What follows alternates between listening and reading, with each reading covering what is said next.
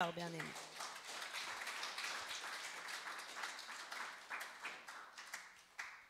Amen. Le Seigneur est bon, le Seigneur est fidèle. Amen. Gloire à Dieu. Je voudrais simplement dire bonjour à tous ceux qui nous suivent sur Internet encore, puisqu'il y a des personnes qui ne sont pas présentes, mais dont je sais que le cœur est avec nous. Je vous salue dans le nom puissant de Jésus-Christ de Nazareth et je prie que bientôt nous puissions nous revoir. Amen. Gloire à Dieu. Alors, bien-aimés dans le Seigneur, ce matin, nous allons partager un message que Dieu a mis dans mon cœur, selon lequel le passé ou les circonstances ne nous empêcheront pas d'entrer dans le dessein de Dieu pour notre vie. Amen. J'aimerais que tu répètes avec nous, puisque c'est inscrit sur le tableau, le titre, la parole de Dieu nous montre, que le passé et les circonstances ne nous empêchera pas d'entrer dans le dessein de Dieu pour notre vie. Amen. Gloire à Dieu. Merci Seigneur. Bien-aimés dans le Seigneur, ce matin, j'ai eu le désir de vous porter ce message, comme je l'ai fait hier au peuple qui était présent. Et mon désir s'est porté parce que parfois, nous avons dans nos cœurs, dans nos pensées ou dans nos bouches, des faux raisonnements qui nous empêchent de saisir le plan que le Seigneur a pour notre vie. Amen. Mais l'apôtre Paul dira que le Seigneur nous donne la capacité, dites la capacité, de renverser tous les faux raisonnements et toutes les hauteurs qui s'élèvent contre la connaissance de Jésus-Christ. Amen. Gloire à Dieu. Et bien aimés dans le Seigneur, l'apôtre Paul dira que ce que nous avons eu comme possibilité de renverser les raisonnements et toutes les hauteurs qui s'élèvent contre la connaissance de Jésus-Christ, ce sont des armes. Nous avons eu des armes. Et la parole de Dieu nous dit que ces armes, elles ne sont pas charnelles. Elles sont spirituelles. Amen. Bien-aimé dans le Seigneur, dis-le, j'ai reçu des armes spirituelles. Et l'arme la plus puissante que tu as pu recevoir, c'est d'abord l'épée. Et l'épée est quoi? L'épée est la parole. Le Seigneur Jésus-Christ, lorsque le diable est venu pour le tenter dans le désert, et que le diable lui a dit, il est écrit, Jésus a dit, il est aussi écrit. Amen. Autrement dit, bien-aimés dans le Seigneur, notre combat contre le diable sera gagné lorsque nous allons élever la parole de Dieu contre lui. Amen. Et lorsque nous allons utiliser l'épée de l'esprit pour contre-attaquer, dites-le, contre-attaquer, les ruses du diable. Amen. D'abord, tu dois lever ton bouclier, le bouclier de la foi, et dire au diable, tu sors de là, je ne crois pas en toi, je crois en la parole qui est la vérité. Et par la suite, lorsque tu auras élevé ton bouclier, tu dois contre-attaquer. Mais oui, parce que si tu ne contre-attaques pas, qu'est-ce qui se passe? Il revient. Jésus-Christ a contre-attaqué, vrai ou faux? Et toutes les fois où Jésus a contre-attaqué, la dernière fois, le diable a été mis KO, puisque la parole de Dieu nous dit qu'il est parti. Amen. Mais tant que tu laisses le diable dire et que tu n'élèves que le bouclier de la foi, malheureusement, j'aimerais te dire quelque chose, il reviendra encore, il reviendra encore, il reviendra encore. Mais lui attaquer avec les promesses de Dieu pour ta vie. Amen. Et c'est ce que tu dois faire. Tu dois contre-attaquer l'ennemi par les promesses et par la parole de Dieu pour ta vie. Savez-vous, bien-aimés dans le Seigneur, qu'il y a deux substances créatrices dans nos vies. Et les deux substances créatrices qui sont présentes dans nos vies sont les paroles et les pensées. Amen. Il y a deux substances créatrices dans notre vie, les paroles et les pensées. Amen. La parole de Dieu dit, la vie et la mort sont au pouvoir de la langue. Et la parole de Dieu dit encore que l'homme se rassasie du fruit de sa bouche. L'homme rassasie son corps du fruit de sa bouche. Et la parole de Dieu nous dit encore que l'homme est comme la pensée de son âme. Et bien aimés dans le Seigneur, puisque nous sommes à l'image de Dieu, nous avons les mêmes capacités que Dieu. Et Dieu a créé le monde parce qu'il dit et la chose arrive. Amen.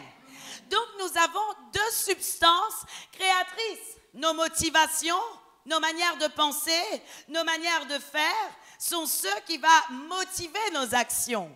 Vrai ou faux? Bien-aimés dans le Seigneur, voilà pourquoi je crois qu'il est important d'avoir une mentalité nouvelle. Amen. Regarde ton voisin et dis-lui, pour renverser les faux raisonnements, tu dois avoir une mentalité nouvelle. Amen. D'ailleurs, c'est ce que Dieu vous promet lorsque vous recevez la nouvelle naissance. La nouvelle naissance, la repentance, c'est le mot métanoïa qui signifie le changement radical de mentalité. Amen. Autrement dit, bien-aimés dans le Seigneur, la première façon d'avoir le bouclier de la foi qui s'élève pour nous est d'avoir la mentalité du royaume de Dieu. Et ce matin, bien-aimés dans le Seigneur, c'est ce que nous allons essayer de faire par la parole de Dieu. Nous allons renverser toute hauteur et nous allons renverser tous nos faux raisonnements. Amen. J'aimerais vous lire un passage de la parole de Dieu et puis je vais vous expliquer l'histoire d'Israël pour comprendre ce que je veux vous dire ce matin.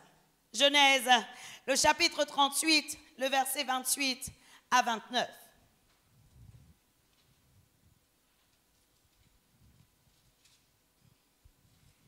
Je voudrais d'abord vous remettre dans le contexte.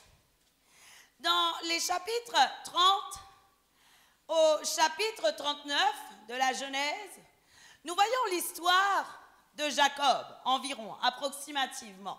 Peut-être que cela va plus loin, je ne sais pas, je ne sais plus là de suite, parce que je n'ai pas les passages sous les yeux. Mais ce qui est important de comprendre, c'est que dans le livre de la Genèse, nous voyons l'histoire de Jacob. Et l'histoire de Jacob nous parle d'abord l'histoire de sa famille, de ses épouses, de comment Jacob a engendré la descendance que Dieu lui avait promise. Et bien aimés dans le Seigneur, dans le chapitre 37 de la Genèse, notre attention est tournée vers Joseph. Dans le chapitre 39 de la Genèse, notre attention est encore tournée vers Joseph. Et dans tous les passages de la parole de Dieu encore, de la Genèse, pendant plusieurs moments, nos attentions sont tournées vers un homme qui s'appelle Joseph. Et lorsqu'on regarde la parole de Dieu, et lorsqu'on regarde Genèse, le chapitre 38, et plus précisément le verset 28 au verset 29, nous voyons une histoire qui arrive, une histoire qui vient comme cela, on ne sait pas, assez subitement, et qui vient changer le cours des choses. La parole de Dieu nous dit dans Genèse 38, le verset 28 et 29, « Et pendant l'accouchement, il y en eut un qui présenta la main. La sage-femme prit et y attacha un fil cramoisi en disant, « Celui-ci sort le premier. » Nous parlons des enfants de Judas et Tamar, puisque Judas et Tamar attendaient des jumeaux. Tamar attendait des jumeaux dans son ventre.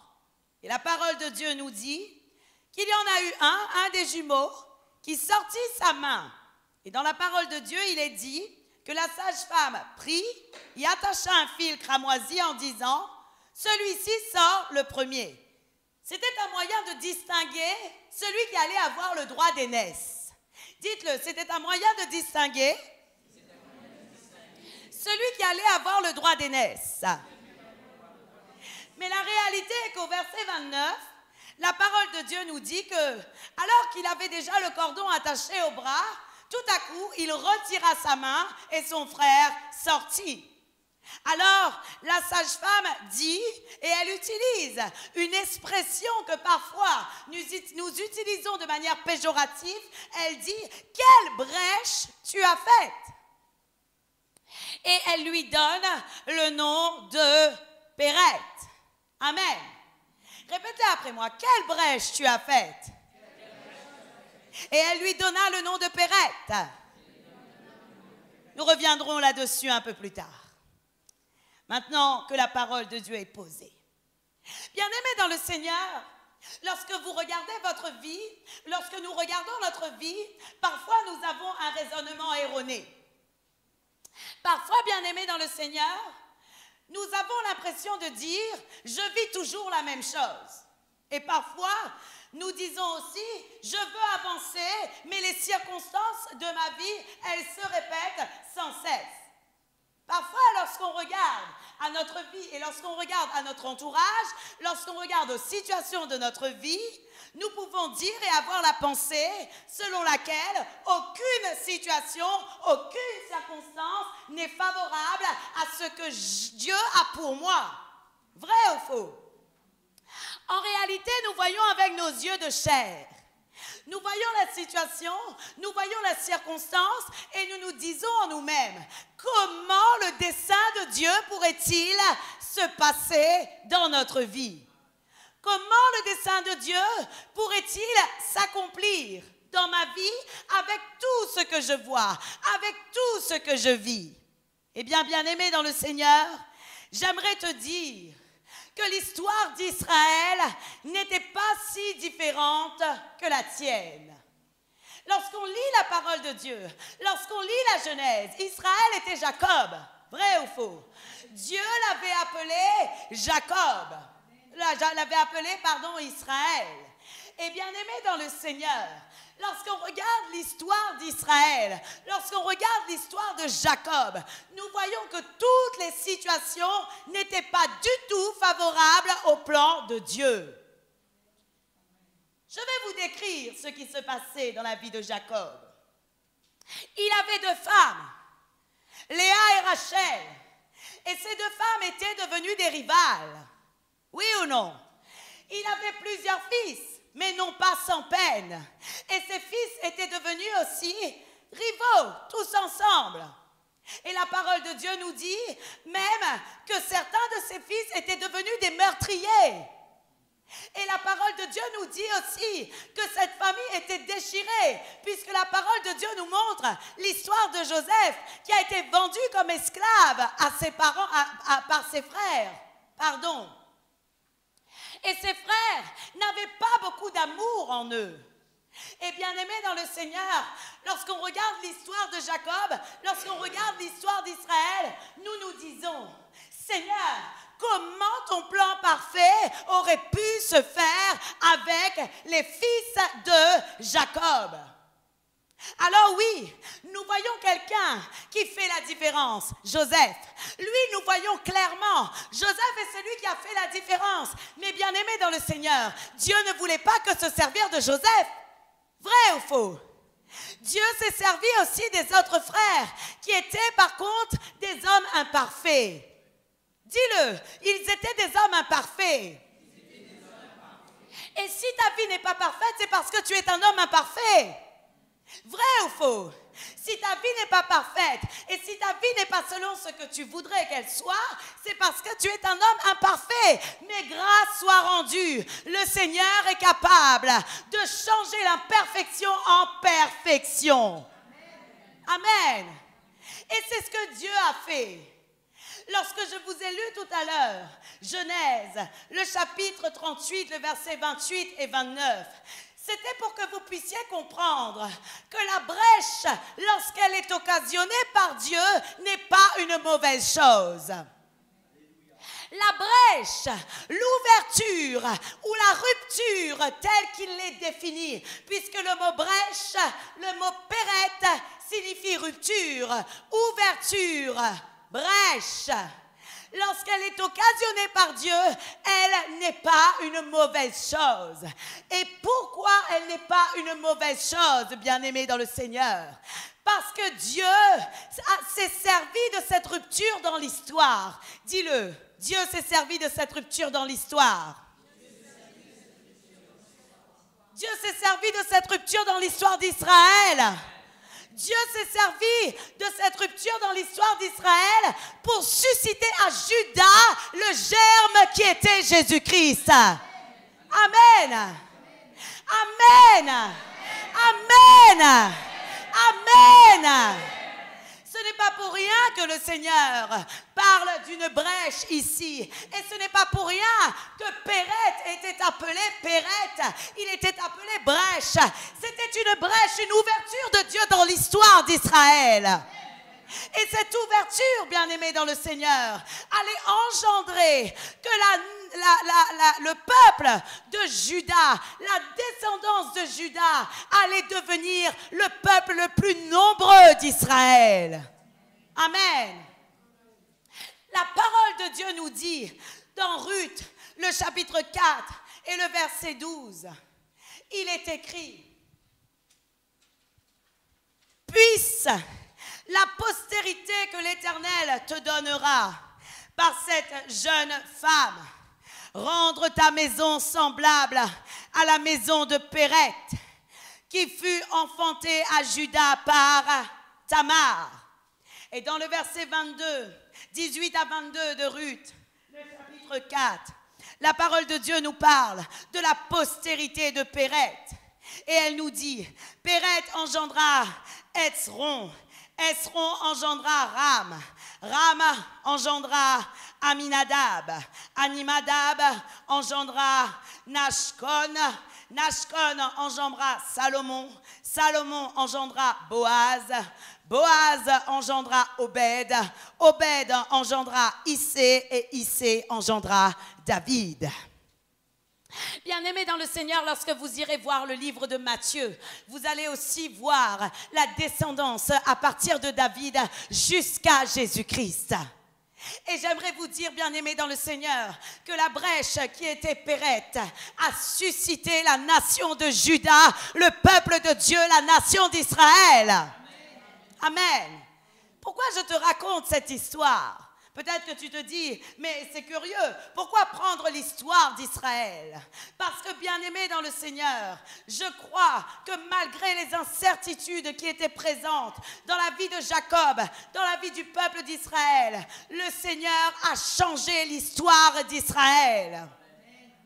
Et bien-aimé dans le Seigneur, je crois également que Dieu, malgré tes circonstances, malgré tes situations, malgré la situation de ta famille, malgré les conditions dans lesquelles tu es, malgré l'histoire de ta vie, Dieu va susciter une brèche, une ouverture, une rupture pour toi, afin que tu puisses être et entrer dans le dessein de Dieu pour ta vie. Amen. Quelle ouverture il va le faire? Ou quelle rupture, quelle brèche? Bien-aimés dans le Seigneur, nous parlons de choses spirituelles. Je ne parle pas d'une rupture dans le physique. Des ruptures dans le physique, tu en as plein. Vrai ou faux? Rupture entre ton frère et ta sœur, rupture entre tes amis, tu en as plein. Mais je ne te parle pas de rupture dans le physique. Je te parle d'une ouverture de Dieu dans le spirituel. Amen. Quelque chose qui dépasse son entendement, mais qui changera à jamais ton histoire. Quelque chose qui dépasse ta compréhension, qui dépasse ta capacité, mais qui changera à jamais ton histoire. Amen. Gloire à Dieu.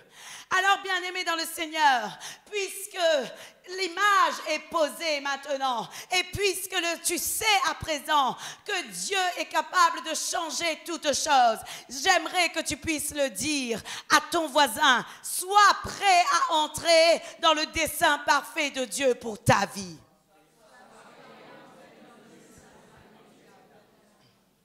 Amen. Sois prêt à entrer dans le dessein parfait de Dieu pour ta vie. Amen, alléluia. Amen, alléluia. Alors, bien-aimés dans le Seigneur, ce matin, j'ai décidé avec le Saint-Esprit de vous donner des clés pour savoir comment entrer dans le dessein parfait de Dieu pour votre vie. Amen.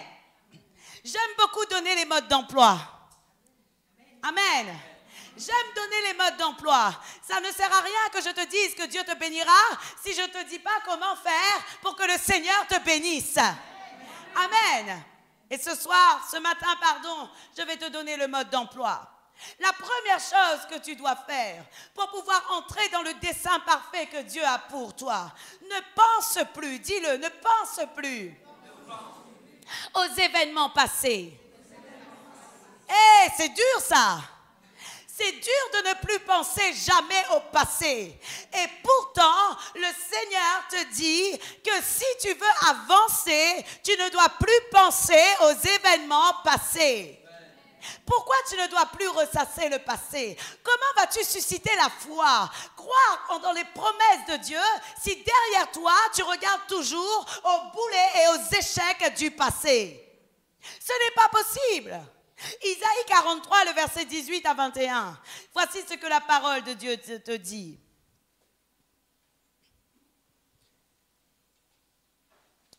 Ne pensez plus aux événements passés et ne considérez plus ce qui est ancien. Voici, je vais faire une chose nouvelle. Dites une chose nouvelle. Sur le point d'arriver. Ne la connaîtrez-vous pas? Et certaines personnes sont tellement attachées à leur passé qu'ils n'ont plus de place pour entendre la chose nouvelle que Dieu veut leur révéler. Je vais te dire quelque chose. Dieu ne veut pas faire des choses sans te mettre au courant. Il dit, ne la connaîtrez-vous pas? Et Dieu veut te montrer le chemin nouveau qu'il a prévu pour ta vie. Il dit, je mettrai un chemin dans le désert et des fleuves dans la solitude. Les bêtes des champs me glorifieront, les chacals et les autruches, parce que j'aurai mis des eaux dans le désert, des fleuves dans la solitude, pour abreuver mon peuple. Dites-le, mon élu. Qui est l'élu de Dieu? C'est moi. C'est toi. C'est moi. Ce sont tous ceux qui nous suivent sur Internet et qui ont donné leur vie à Jésus. Ce sont les élus de Dieu. Amen. Dis-le, je suis l'élu de Dieu. Dieu va m'abreuver. Amen. Et la parole de Dieu nous dit dans le verset 21, il dit, le peuple que je me suis formé publiera mes louanges. Amen. Bien-aimé dans le Seigneur, sais-tu que Judas signifie la louange à l'Éternel? Et la brèche que le Seigneur va occasionner va susciter et engendrer la louange à l'Éternel dans ta vie. Tu loueras Dieu, sa fidélité est grande, son amour n'a pas de fin. Sa fidélité est grande, son amour n'a pas de fin. C'est ce que tu vas faire. Amen. La louange à l'Éternel. Gloire à Dieu. La deuxième chose que tu dois faire, après avoir arrêté de penser aux événements du passé, tu dois croire, dis-le, croire dans la volonté de Dieu pour ta vie. Amen. Vous devez croire dans la volonté de Dieu pour votre vie. J'ai quelque chose à vous dire, bien-aimés dans le Seigneur. Dieu a un dessein parfait pour toi. Et je ne le dis pas pour te flatter. Je ne le dis pas pour que tu restes là. Non, je sais simplement, je sais que Dieu a un plan parfait pour ta vie. Et la volonté de Dieu pour toi est parfaite à cause de son amour pour ta vie. Sais-tu que depuis le début de la création, Dieu avait prévu que ta vie soit une vie de bonheur, que ta vie soit une vie heureuse. Et Dieu veut que tu entres dans ce bonheur. J'aimerais vous rappeler, chronologiquement, bien-aimés dans le Seigneur, l'histoire du peuple de Dieu, les noms dans l'histoire du peuple de Dieu qui représentent la préparation du cœur de Dieu pour son peuple. Dieu avait préparé des choses d'avance. Dis-le, Dieu avait préparé des choses d'avance. Et dis-le, je vais participer aux mêmes bénédictions que les branches de l'olivier franc. Savez-vous que vous êtes l'olivier sauvage qui a été greffé sur l'olivier franc? Vous êtes de l'olivier sauvage qui a été greffé sur l'olivier franc. Et puisque vous avez été greffé sur l'olivier franc, nous avons été greffés sur l'olivier franc, nous avons part aux promesses de Dieu qui étaient présentes pour son peuple depuis la Genèse. Amen. Alors, bien-aimés dans le Seigneur, je vais te donner le nom des 13 fils et filles de Jacob afin que tu puisses connaître le plan parfait de Dieu pour ta vie. Le premier fils de Jacob s'appelait Ruben. Et Ruben, bien-aimé dans le Seigneur, signifie l'humiliation. En réalité, bien-aimé dans le Seigneur, au début, tu étais dans l'humiliation, mais Dieu ne voulait pas que tu puisses demeurer dans cette humiliation. Voilà pourquoi il a suscité un deuxième fils. Et le deuxième fils de Jacob est Siméon. Amen. Siméon signifie qui écoute, qui a été entendu dans le but d'exaucer. Amen. Autrement dit, bien-aimé dans le Seigneur, parce que le Seigneur a vu ton humiliation, Dieu veut exaucer tes prières. Dieu veut t'exaucer. Dieu veut t'exaucer. Dites Amen. Amen. Dieu veut m'exaucer. Amen. Amen. Amen. Quelle grâce. Le troisième fils de Jacob s'appelle Lévi. Et Lévi, bien-aimé dans le Seigneur, signifie l'attachement. L'attachement de Dieu à son peuple, mais l'attachement aussi du peuple à Dieu. Amen. Et c'est ce que le Seigneur veut pour toi. La promesse de Dieu veut que tu sois attaché à Dieu et que son peuple soit attaché à lui.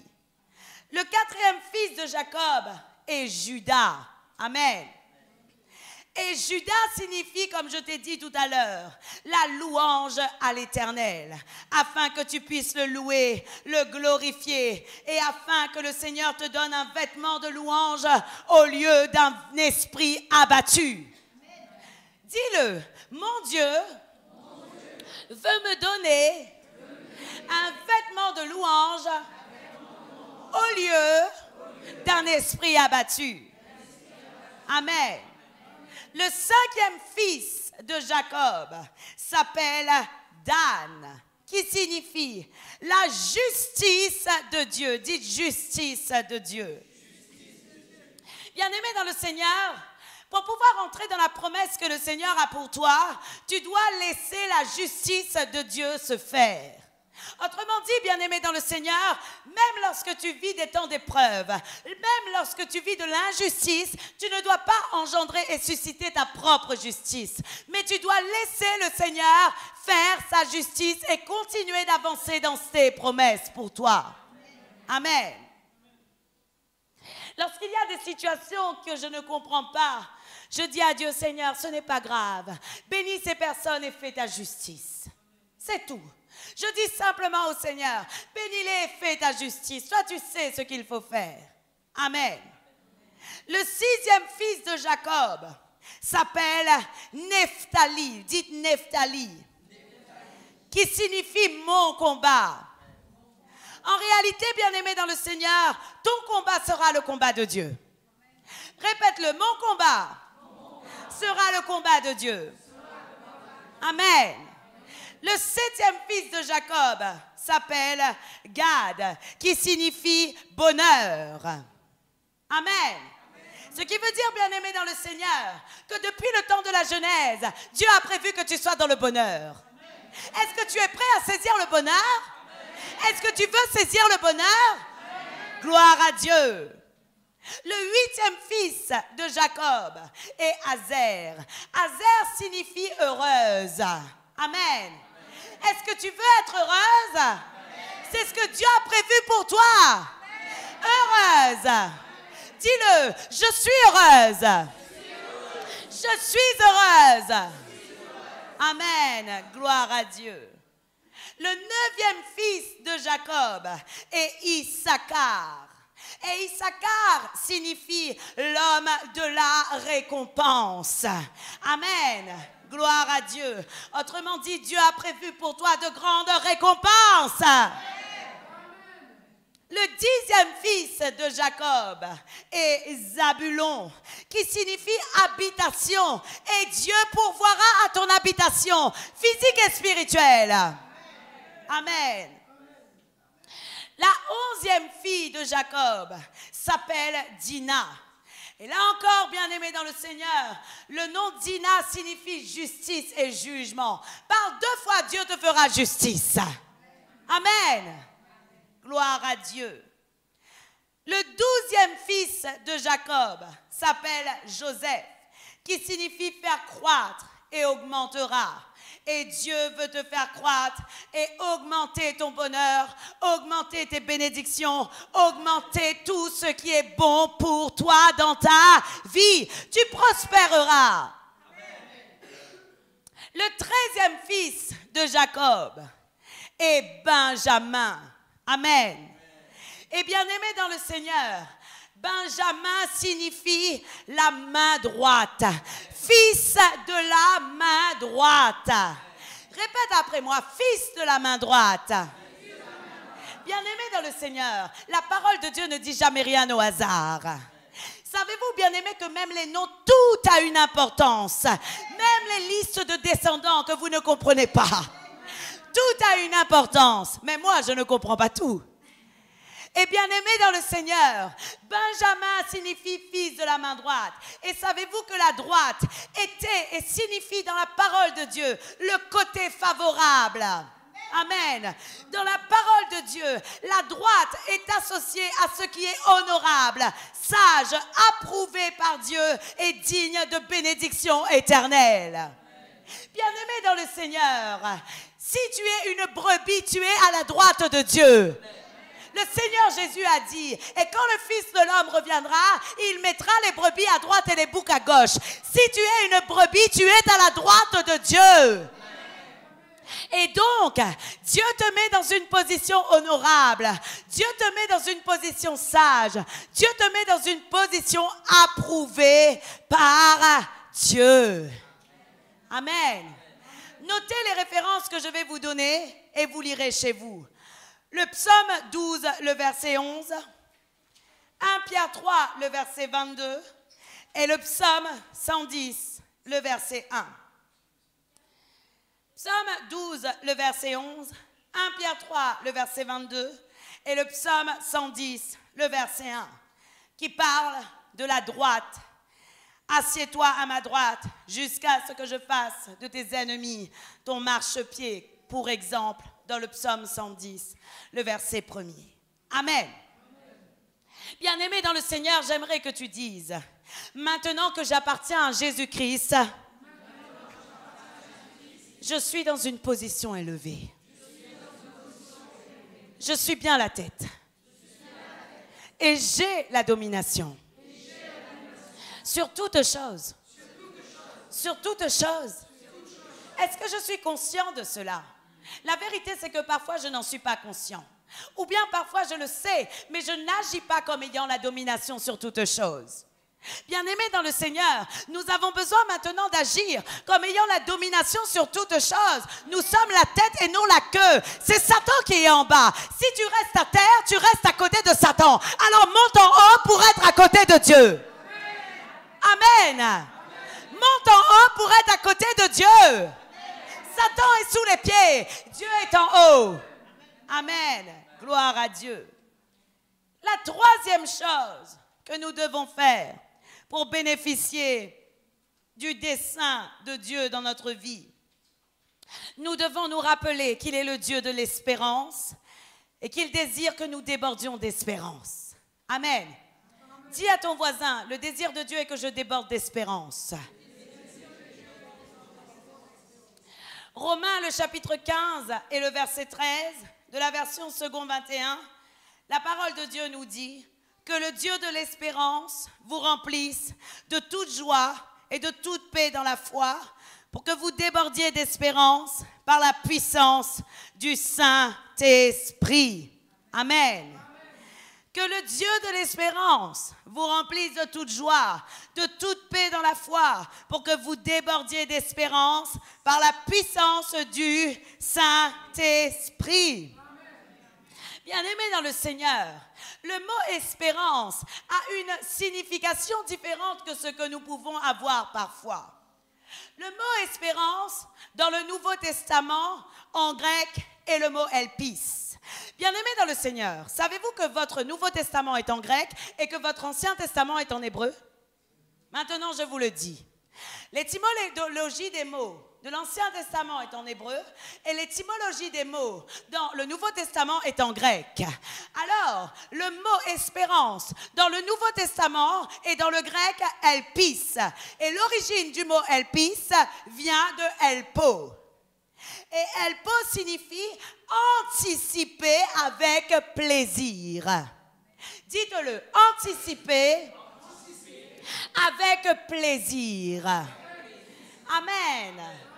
En réalité, bien-aimés dans le Seigneur, l'espérance est la capacité d'attendre avec joie, avec confiance dans les promesses de Dieu pour sa vie.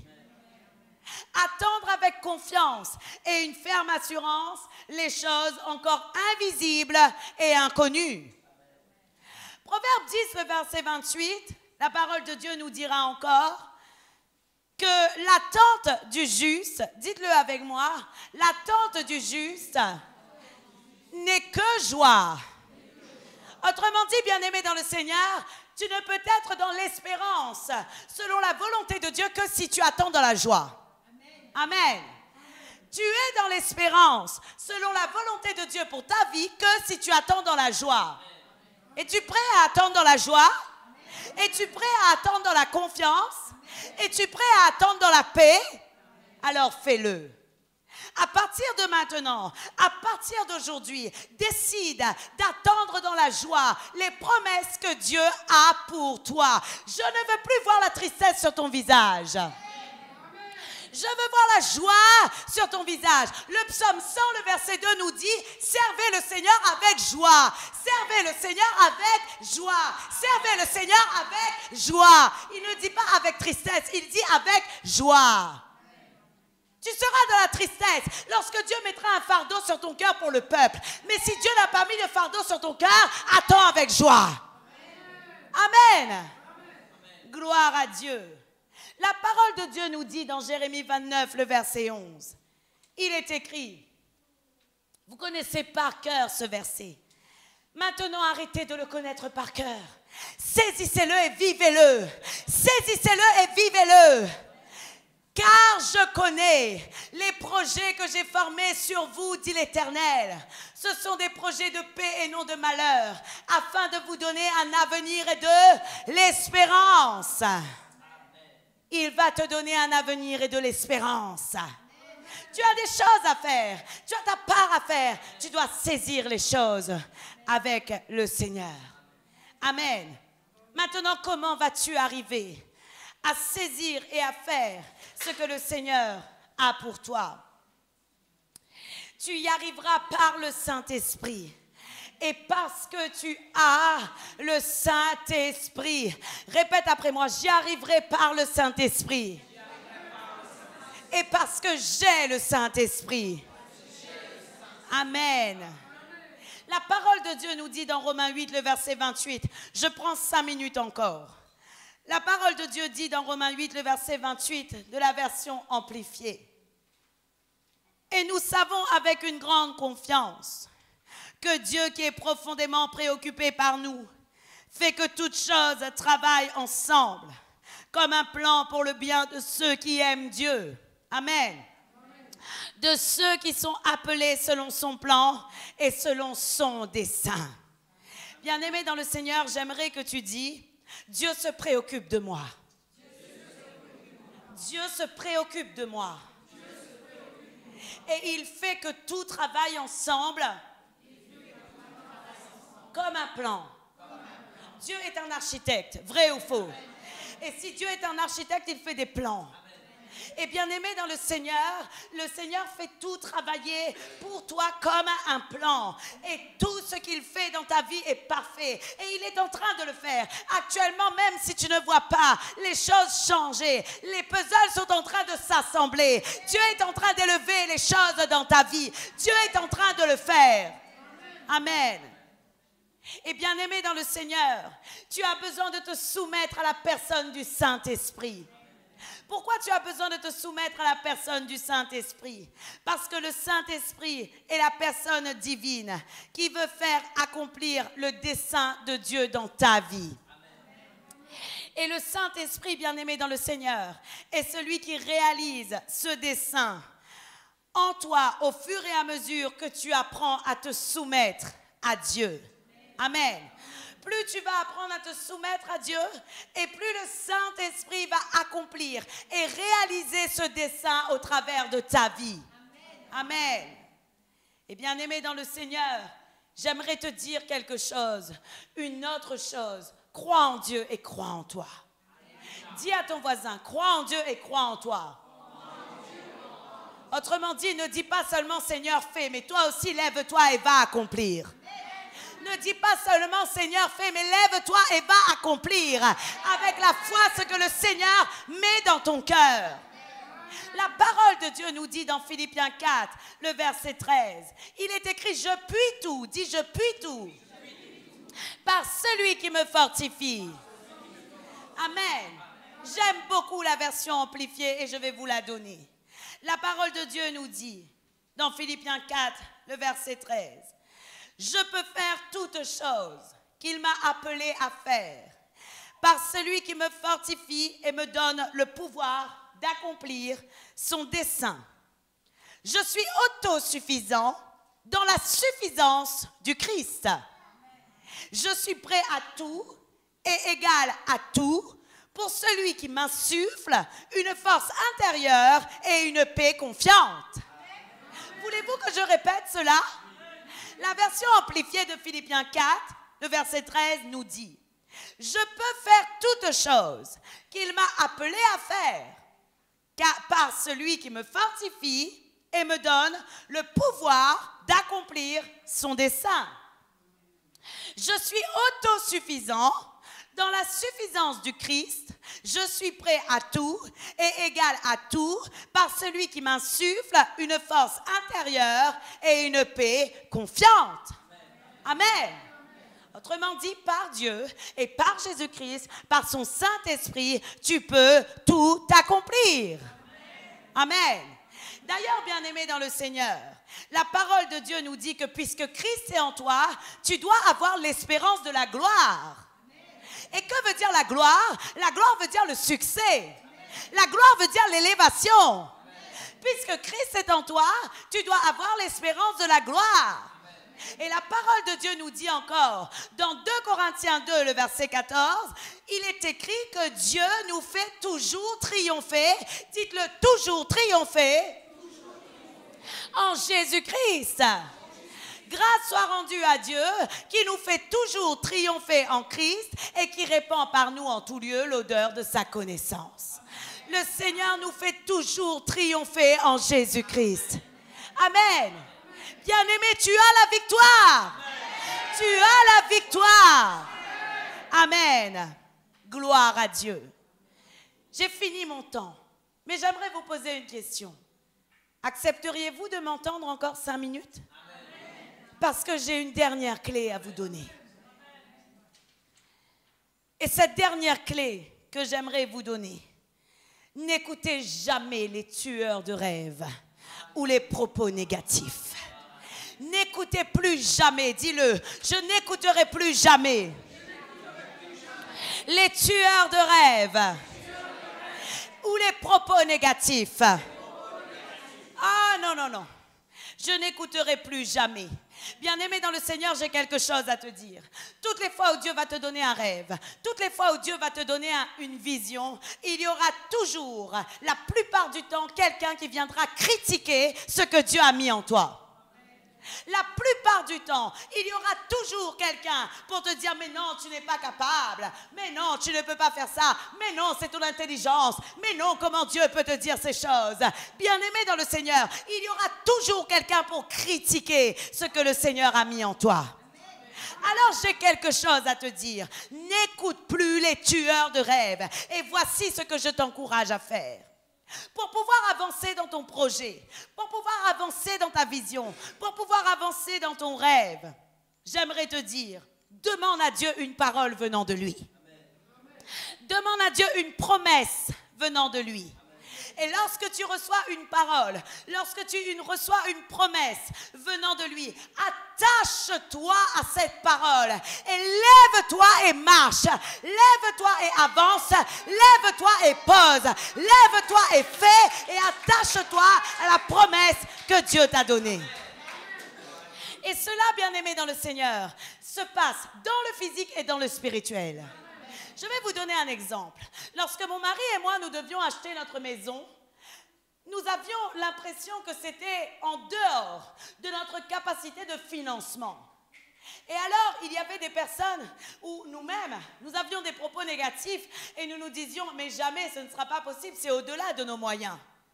Et bien aimé dans le Seigneur, j'ai dit à mon mari, on va prendre une parole de Dieu. Et lorsque le Seigneur nous dira quoi faire, nous pourrons y aller avec assurance. Bien-aimés dans le Seigneur, nous avons eu cette parole de Dieu, exactement celle que je vais vous dire. Va, car depuis longtemps, Dieu a agréé tes œuvres. C'était une parole certaine, c'était une parole venant de Dieu. J'ai dit à Dieu, puisque tu m'as dit va, car depuis longtemps Dieu a agréé tes œuvres, nous allons y aller avec la foi. Et bien aimé dans le Seigneur, nous avons monté le dossier, nous avons constitué le dossier et les choses ont traîné. L'administration nous a fait croire que ça n'allait pas être possible. Mais je disais à mon mari, souviens-toi, Dieu nous a dit, va, car depuis longtemps, Dieu a agréé tes œuvres. Et j'avançais, et j'avançais, et j'avançais, jusqu'au jour où on nous appelle pour nous dire, si vous ne venez pas maintenant, cette maison sera pour quelqu'un d'autre. Et nous disons, non, Dieu, tu nous a dit, va, car depuis longtemps, tu as agréé nos œuvres et tu le feras. Quelques jours après, on reçoit un coup de téléphone pour nous dire, c'est bon, vous pouvez venir signer. Bien-aimé dans le Seigneur, n'écoute pas ni tes propos négatifs à toi, ni les tueurs de rêves qui sont en dehors de toi. Demande à Dieu une parole, demande-lui une confirmation certaine et va avec l'assurance que ce qu'il te dit, il le fait. Bien-aimé dans le Seigneur, j'aimerais conclure avec ce verset de Matthieu 21, le verset 21. Le Seigneur dit, Jésus lui répondit, « Je vous le dis en vérité, si vous aviez de la foi, et que vous ne doutiez point, non seulement vous feriez ce qui a été fait à ce figuier, mais quand vous diriez à cette montagne, ôte-toi de là et jette-toi dans la mer, cela sera fait. Amen. Non seulement, si vous aviez de la foi et que vous ne doutiez point, vous feriez à ce figuier ce que j'ai fait. Mais quand vous diriez à cette montagne, ôte-toi de la mer et jette-toi dans la mer, cela se ferait. Autrement dit, bien-aimé dans le Seigneur, tu as le pouvoir, tu as la possibilité de commander toutes choses sous tes ordres, sous ta possibilité, parce que tu as l'autorité d'un enfant de Dieu, parce que tu as l'autorité du Fils de Dieu. Et donc, si tu peux dire à la montagne, déplace-toi, tu peux ordonner au dossier de se faire, tu peux ordonner à la maison de se construire, tu peux ordonner au bâtiment de se faire, tu as le pouvoir d'ordonner tout ce que tu veux voir comme entreprise se réaliser cette année. Amen. Que Dieu te bénisse abondamment. On acclame le Seigneur. Merci Seigneur pour elle, puisque sa maman, ses parents ont décidé de le présenter aujourd'hui. J'aimerais, vous pouvez prendre place un petit moment. La parole de Dieu